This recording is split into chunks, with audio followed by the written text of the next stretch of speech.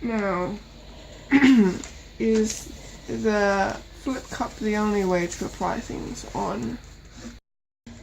No, it our isn't canvas? the only way to apply things on our canvas. What are other ways? There is a dirty pour. Yes. And that is where you do a flip cup without flipping it. Alright. So you fill up the cup and then you pour it out. Mm-hmm. And you can pour it out moving, or you can pour it out in one spot. One that's known as a tree ring pour is when you pour it out in one spot and move your cup in tiny circles while you're doing so. Oh, that sounds fun. Let's try that.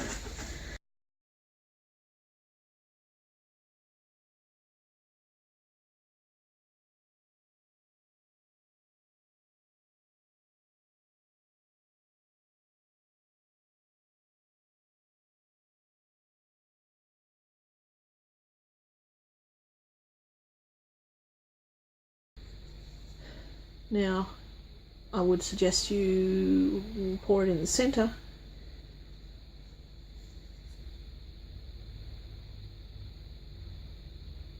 Smaller circles than that if you want.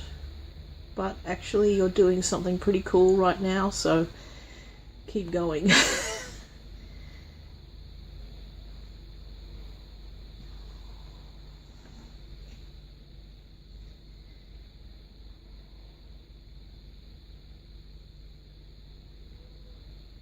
I don't want to mess up the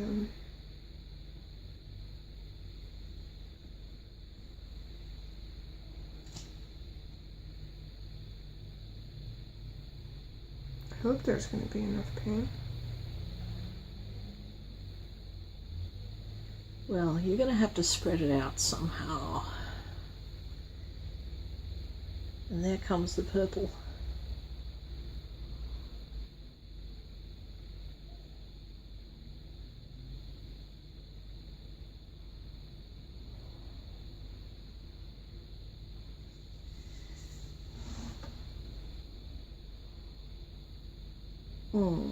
Now, one thing you could do before you start spreading the paint, if you want sort of more contrast, you could chuck a bit of titanium white in with the squirt bottle in there, if you like. Okay.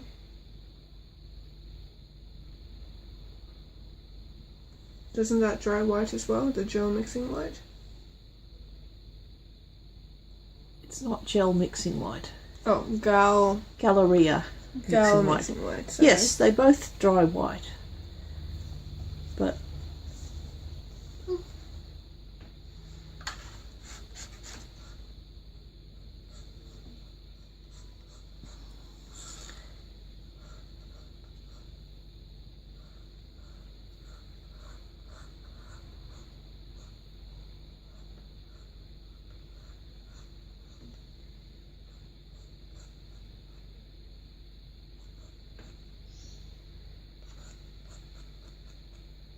one last drop. There we go. Alright.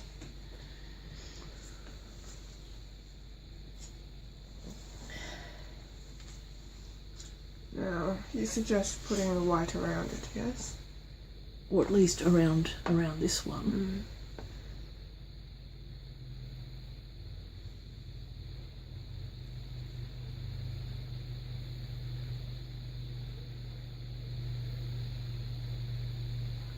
Oh, this is fun.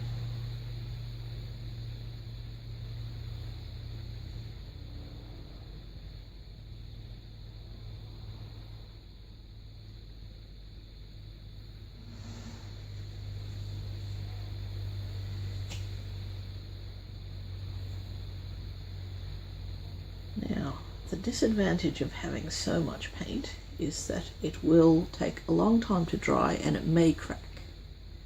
So should I spread it out a bit more thinly? Just a bit. I have two suggestions. Yes. you could tilt it, or we could do something experimental that I've been wanting to try for a bit. Ooh, what's that? That is to put it on a banding wheel and use a bit of centrifugal force to make it spread out. Oh, do you have a banding wheel? I do. And it won't drip everywhere? If we do it slowly. Okay. Before you lift it up, I'm going to try one of these, which I bought for similar purposes. What is that? It is a thing what makes things sticky. Oh. So you put it here, and hopefully lift it up. Painting will stick to it. Put it in the middle. Okay. So we don't spin it very fast. Oh, it's moving. It's moving. It's moving mostly in that direction. Oh, I guess the plus side of this is it doesn't mess the original look. Yes, that's the thought.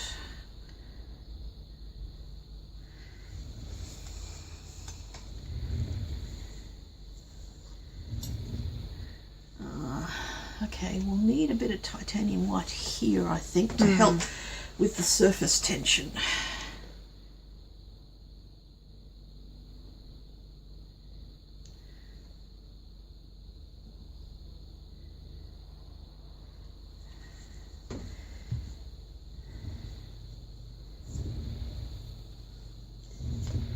See, some people do a spin with much faster, and they pour the paint on while it's spinning. Ah. But that splatters the paint in all directions, whereas this is just dripping. But see, the advantage of this, and why I wanted to try it, is that you're not, you're kind of stretching it more evenly. Rather than when you tilt. Rather than when you tilt, yes.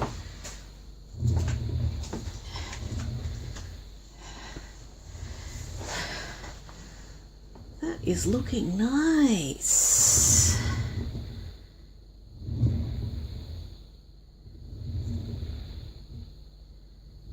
Alright, well, I'm thinking of adding some white over here. Yeah.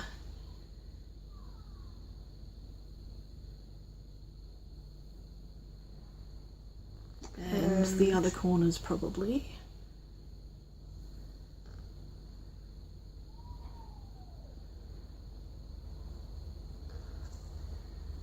I think. Just a top. Ah, right, yes. Alright. Now, I don't like how the contrast is very blatant. Very sharp, yes. But I don't want to mess it too much either. Well, it's tricky pulling it with a palette knife because that will kind of mess it up. Or maybe we should blow it. Oh, I'm not sure. Maybe if you blow in this direction, because that's got less of a distinct pattern. You don't want to mess up this one. No. Oh, we'll see what we can do.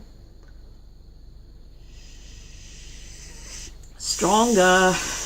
Oh, there's the purple underneath.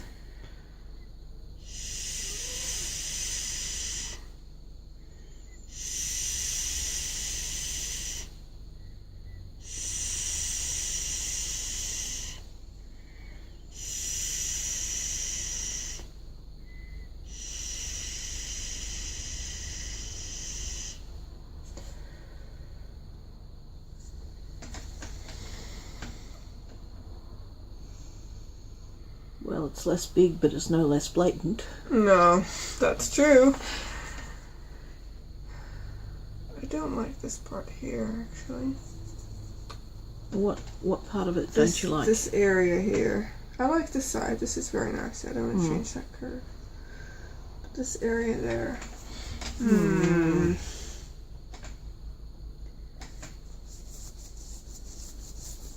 Well, one only has to try, right? Yes.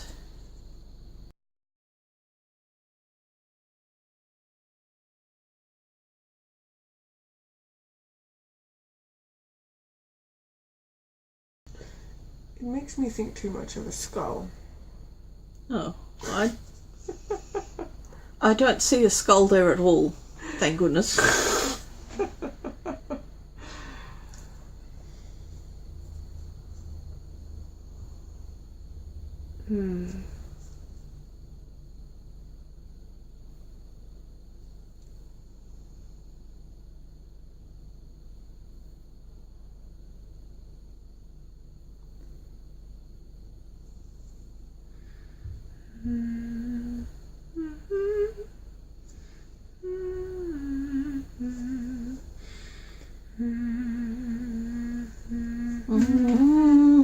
A shrimp, actually.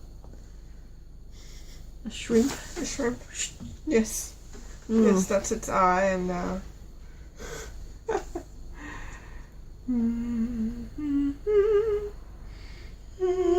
Edelweiss, every morning you greet me, small and white, clean and bright, you look happy to me. Oh, I've gone off. blossom of Snow, may you bloom and grow forever. Edelweiss, Edelweiss, bless my homeland forever. This is one tool, and I will have to cut out the other tool. This is what people do a ball smash with. Okay, I'm down for that. And what you do is you smash it in the paint and lift it up, and you tend to get a sort of a staff or flower shape. Interesting. But of course, it will mess up what you're doing. That's obviously. All right. We'll just see how it goes. Alright, well, I'm going to pop it here in the corner and see. Now, do I just pull Lift it up? it fast. Well, we can pop this here now. Yes. No, I just picked up more white paint. Yes. Good job, me. Alright. Shall I demonstrate? You shall demonstrate. Thank you.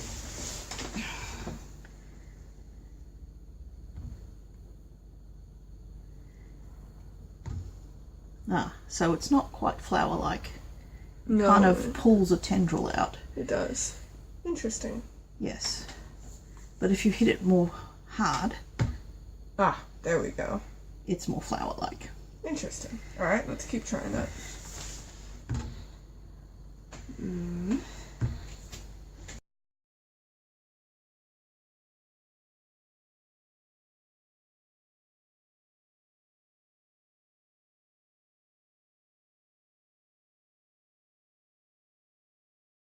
This is the other tool. It is pieces of chain. And you can do a chain pull. What's a chain pull? Well, it's a string pull done with chain. Please demonstrate. Okay, there's two ways of doing this. And I think I will. You dip it in the paint thoroughly, and we're just dipping it in the drip off from the previous one, and then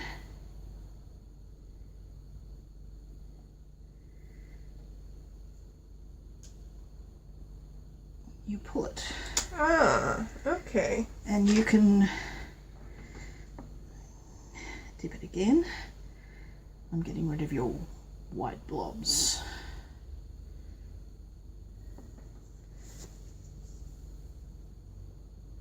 Oh, and you can do the, like a leafy, feathery thing. Yes. Or you can just plonk it in the paint and pull. Interesting. And I'm going to get a little container to put the dirty chains in. If you're done with it, then you can put it in the water, and then the paint will not dry on the chain, because if the paint dries on the chain, then you can't get it off. And that would be bad. Yes. And if you leave it in the water too long and don't actually wash it, then the chain will rust, and that is also bad. That's what happened to my previous chains. So I'll get to it. And then we had this just container of rusty silver chains. I prefer the chain pull to the string pull because the chain is heavier. So it stays where you put it. I find it easier to control, and also it gives a bit of interesting sort of stripiness to the pull. It's nice. Yes. And what's more, you're on the banding wheel, so you can turn it around and say, really easily. Let's see what it looks like from this direction.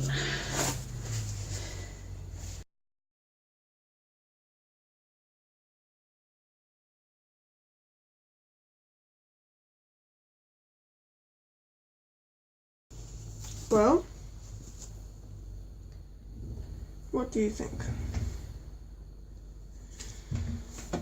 I think something needs to be done about that spot.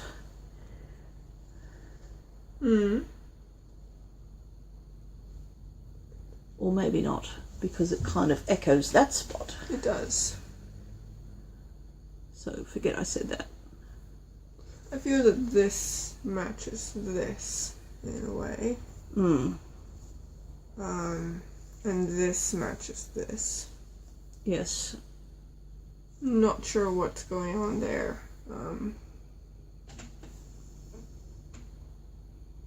That was part of the chain drag, I think. Yes.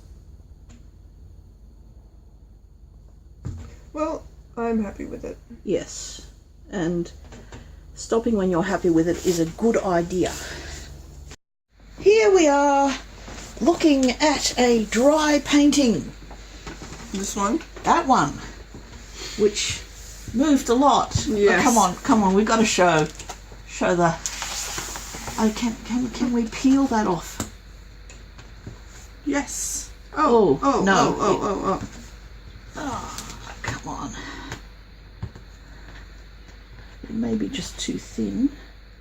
Let's see. it seems Or is it? It's not dry. But you see, this poured off there, all there. So it is really quite different from how it was when it was initially finished. Well, it's not too bad. It still maintains these elements here pretty much exactly the same. And well, the other thing is that the fact that it poured off actually gives it a new and interesting shape, I think.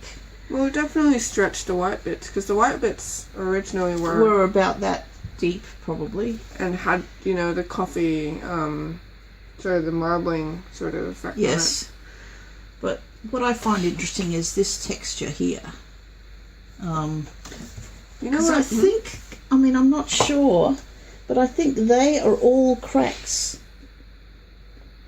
because they've got sort of jagged edges. Well, it sort of looked like they sunk in somehow, or pulled. This is pulled, you see, Yes, because I pulled. think the sort of the surface magenta sort of dried first and shrunk and revealed the white underneath. And you have a similar effect right here. It looks like, when people grow really fast when they're kids, well, adolescents, and they get stretch marks on their back because they're growing too fast. I have never seen this phenomenon. I've got them all over my knees. And basically, you're really tall. So. Yes. I grew too fast and my skin couldn't catch up, so it sort of stretched and left marks looking pretty similar to this, sort of like tiger stripes. Right. From where it was stretched too thin. I see. So I think it's a bit of a similar phenomenon. Right. Tiger stripe magenta. So what do you think you would call this? Because I think this is actually dry. Tiger stripe magenta. I like how this chain pull is a circular one. That really fitted well with the flow. Also this, what was it? Using the bowl? Yeah, ball smash. The bowl smash turned out pretty well. Probably not the way we planned it to be, but it looks nice. Yes. Though, this section is really quite interesting. You know what this bit reminds me of? What? A butterfly wing. Ah, no, you're right. Yes, you are right. Yeah. Because it's got the sort of edges and sort of just the kind of pattern in a triangle that a butterfly wing has. And maybe you could say this whole triangle thing is a butterfly wing. But then where's the rest of the butterfly? I don't know. Well, I can imagine that little bit there as the head and the body. Yes. A pile of butterflies. Oh. Maybe there's, that's another butterfly underneath. Or that could be the upper part of the wing, and that could be the lower part of the wing. And that's where they converge. Right. So, segment of butterfly. Half a butterfly. Half a butterfly. Dissected. Alright. Yes. Now, I think we can take it off.